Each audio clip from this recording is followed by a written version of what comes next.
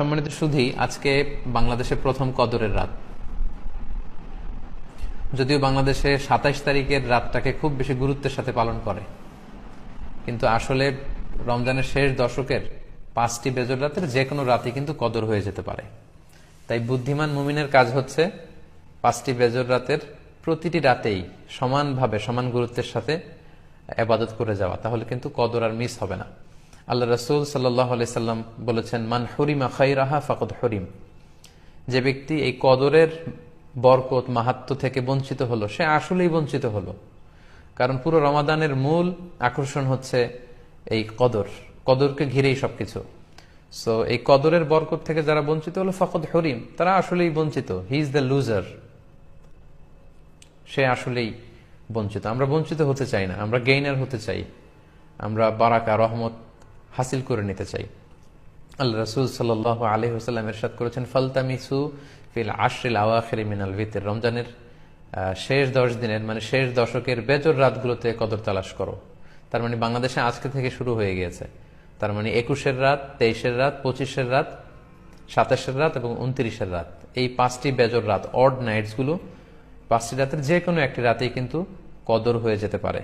এবং কালামুল্লাহ মাজিদে আল্লাহ তাআলা সূরাতুল কদর নামে একটি সূরা নাজিল করেছেন, যেখানে আল্লাহ বলছেন, লাইলাতুল কদরি খায়রুম মিন আলফি শাহর। কদরের রাত 1000 মাসের চেয়ে সেরা। 1000 মাসে হয় 83 বছর 4 মাস।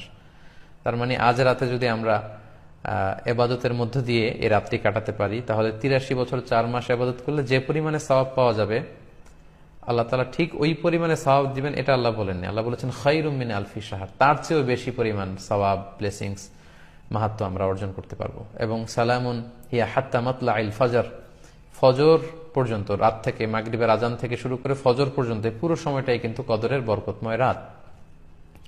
এবং যখন কদরের রাত আসতো, আল্লাহ রাসূল সাল্লাল্লাহু আলাইহি ওয়াসাল্লাম ইবাদতে খুব বেশি নিমগ্ন হয়ে পড়তেন।